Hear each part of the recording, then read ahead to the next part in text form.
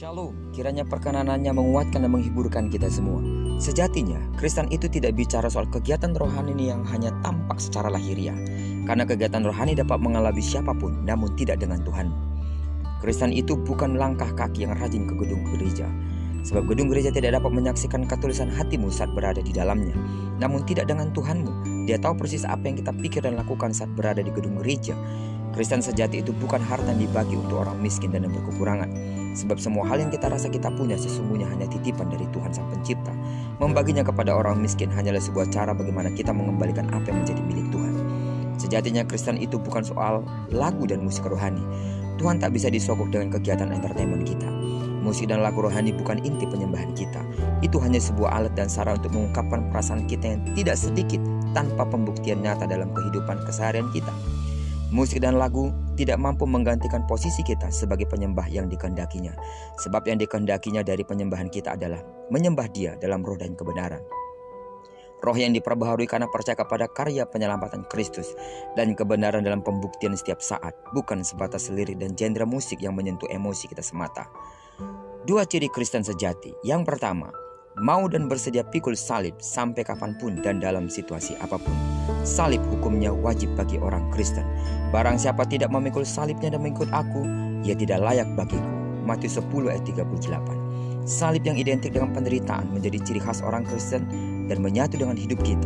Salib yang dimaksud bukan sebuah penderitaan yang berasal dari diri kita akibat kelalaian dan kebodohan kita.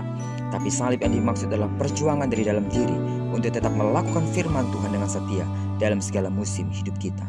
Tidak bersedia membalaskan perbuatan jahat dan ketidakadilan orang lain. Tidak bersedia melakukan kecurangan demi sesuap nasi. Menolak untuk melakukan hal yang berdosa saat situasi sangat memungkinkan untuk melakukannya. Menolak untuk membandingkan diri dengan orang fasik yang terlihat amat baik keadaannya. Jika kita tidak bersedia menjalani hidup sulit dan mulai membandingkan situasi kita dengan orang lain, kita bukan orang Kristen sejati. Hanya saja kita beragama Kristen. Jika saudara masih berniat membalas kejahatan orang lain, mungkin saudara bukanlah Kristen sejati, hanya saja penganut agama Kristen yang setia. Salib hukumnya wajib bagi seorang Kristen. Yang kedua, Kristen sejati mengenal suara Sang Gembala Agung, Yesus Kristus. Firman Tuhan memberikan isyarat bahwa akhir zaman ditandai dengan munculnya berbagai ajaran membawa pada kesesatan. Media sosial menjadi tantangan tersendiri bagi kita saat ini. Kemudahan dalam mengakses khotbah dan pengajaran yang kita sukai dan yang berbau rohani yang cocok dengan apa yang kita mau. Jika kita tidak mengenal sungguh-sungguh mana yang benar suara Sang Gembala Agung dan mana yang bukan, maka akan dapat sangat mudah seseorang dapat disesatkan. Firman Tuhan jelas memberitahukan bahwa sejatinya segala tulisan yang diilhamkan Allah bermanfaat untuk mengajar, untuk menyatakan kesalahan, untuk memperbaiki kelakuan dan untuk mendidik orang dalam kebenaran. 2 Timotius 3 ayat 16. Kebenaran firman Tuhan menyatakan bahwa Tuhan tidak pernah menjanjikan situasi akan selalu panas dan Dia tidak pernah pula berjanji bahwa akan selalu hujan. Namun yang Ia janjikan adalah memberi kekuatan bila taufan ganas melanda hidup kita dan menyertai kita sampai pada kesudahan zaman. Artinya Tuhan mempersiapkan hidup kita pada kekekalan dengan hati yang teguh, berpegang pada kebenarannya, pada firman-Nya. Itu sebabnya firman-Nya harus mengajar kita, menyatakan kesalahan kita, memperbaiki kelakuan kita, serta mendidik kita dalam kebenaran.